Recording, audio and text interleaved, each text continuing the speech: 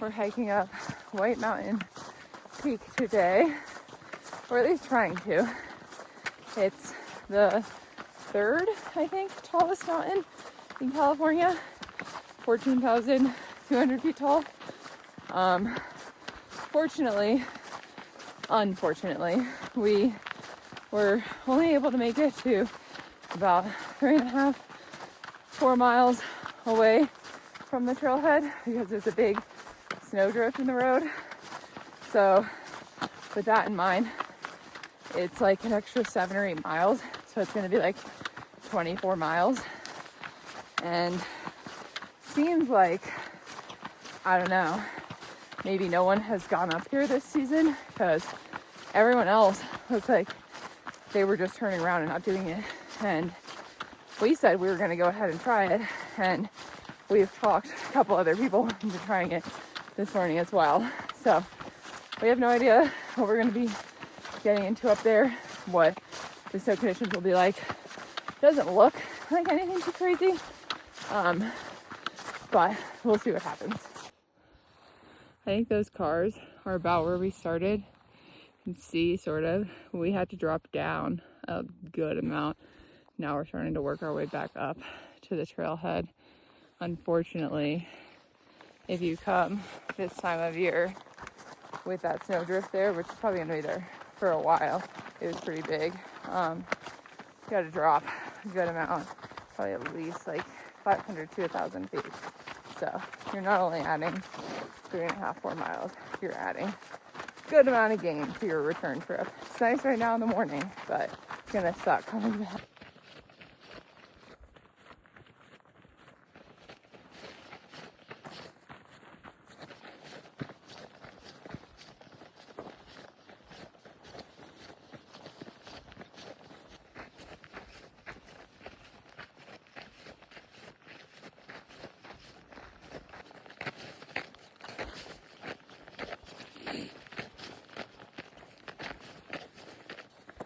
All right, we are at the trailhead. There were a lot of snow crossings. It's not like it was just the one. There's no way any vehicle could drive up here in the current state unless someone snow plows it. But it took us like an hour and 15 minutes to get up here. There's a lot of like ups and downs. So we're gonna have a lot of up on the way back, but it's just like hilly ups and downs. We'll probably have it like at least 1,000 feet to gain on the way back, maybe more. But nothing like too steep. It was a very pleasant stroll, like warm up coming up here. I'm sure I'll have very negative things to say about it on the way back, but we'll see. We're here now, and there is a bathroom here, which is nice. So, yep, we got 7.5 miles to the summit with like 2,800 feet of gain, I think, because on the way back on the actual trail, there's like 500 feet of gain on the way back because there's like some loss on the ridgeline. There's like some false summits. So lots of gain on the way back is the theme today. Yeah. But luckily, we really don't have too much gain ahead, but lots of miles. So it's going to be more of a stroll. We're hoping. We'll see how the snow is. All the snow back there, none of it was exposed. It was all easy to walk on. We're just gonna hope that's the vibe for the rest of the day.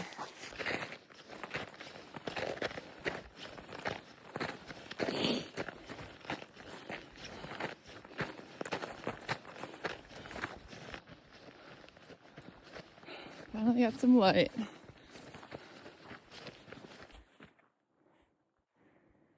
It's the biggest bunny I've ever seen.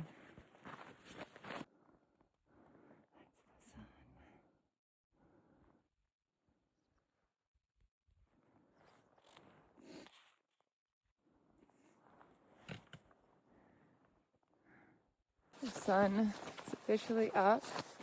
We have made it to this research center here, which is 2 miles above the actual trailhead, which means we've been going for about 6 miles, which means we're about halfway to the summit in terms of mileage.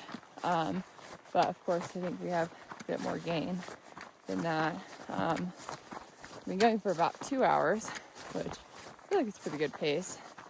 But we got a good view of where we came from. I'll show you. We came all the way down that pass. You can see we have to go all the way back up that on the way back, which is going to be a massive pain in the ass. It's probably more than 1,000 feet we're going to have to go back up. The trailhead is like, you can't see it, it's down there. So we're going to have to go down and wrap back up, and then the car is like down under that pass. So definitely not the most fortunate. And it won't be fun on the way back. See, the research center is right here.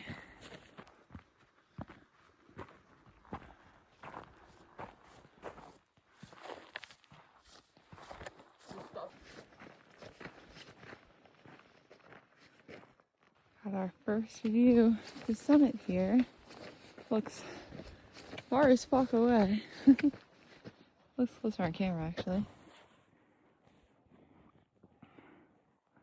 Not sure if it's first or the second bump there. It might be the second one, even though it looks shorter.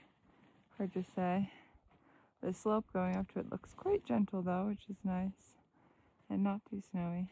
It's very pretty in the sunrise.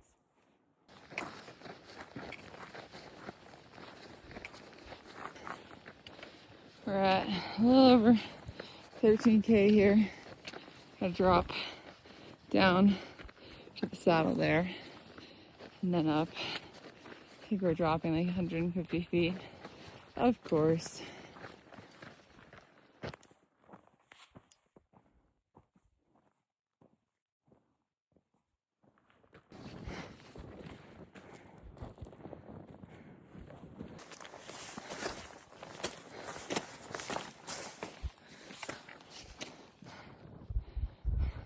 Whew.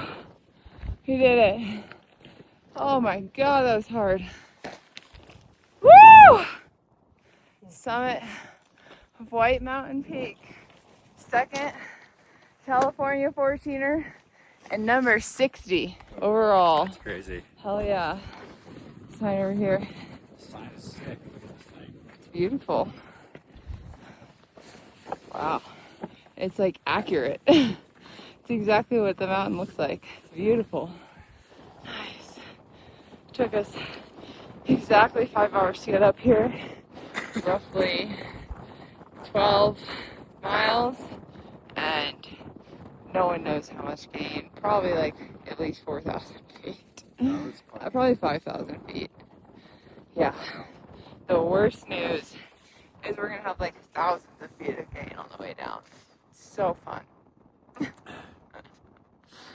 Sitting at 14,200 feet right now, eating a egg, cheese, avocado, and cream cheese bagel that my wonderful husband made for me at 2 a.m. Oh, hair in my mouth. That was so good. I've been thinking about it for hours. There's also jalapeno cream cheese on here.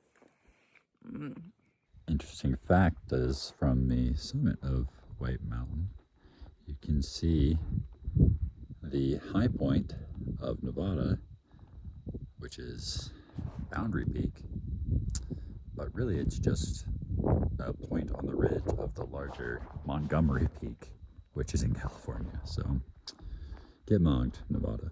Right. We've come down from the summit, and unfortunately you can see where we have to go. Very far away. That pass with that little white line is the pass we came from.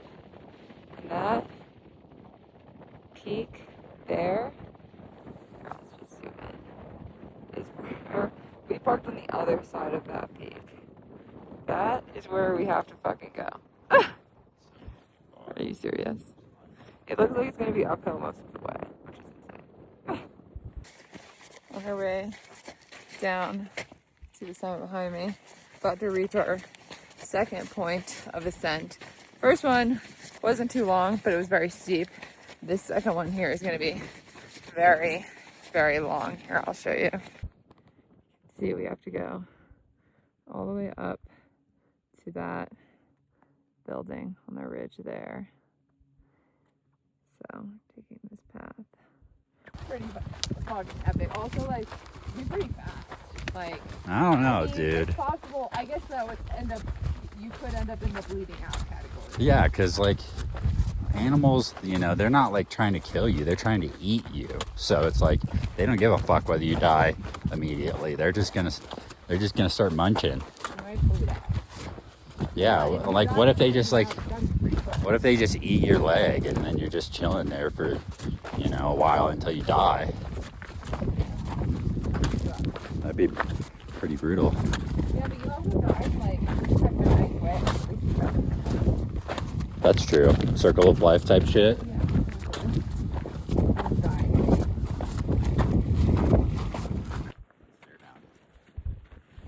Oh. Hi.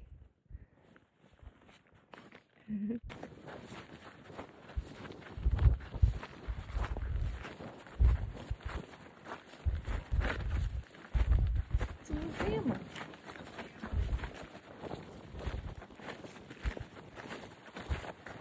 I really don't care. Oh. He's huge. It's kind of scary. We've been grinding away for a long time in pain, but we're back on the road now past the trailhead. And look at this view of the summit. It's legit so far away. I don't know how we came from all the way over there.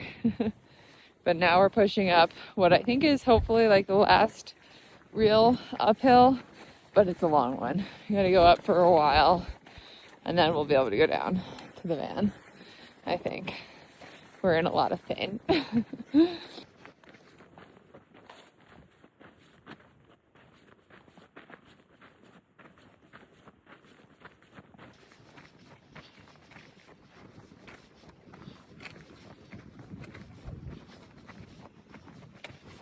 All right, after a quick 10-hour hike, we have returned to the van somewhere down there. Goddamn. 24 miles, probably at least 5,000 feet down. Certainly felt like it. There's a lot of up and down that could have been avoided if it weren't for that snowbank. Although it wasn't just the one. There was plenty on the road after that, so if you're gonna do this, probably just wait until there's no snow, because hiking extra on this road is just so ass. Just a waste. And honestly, if we had been able to start from the trailhead, it would have been, I feel like, a pretty chill hike. That is a lot of extra effort. Yeah, definitely. All right, 10 hours later, I'm collapsed on the floor. We've made it back to the van. I've got a lot of new blisters on my feet and I want to die. Bro. Didn't realize it was that bad.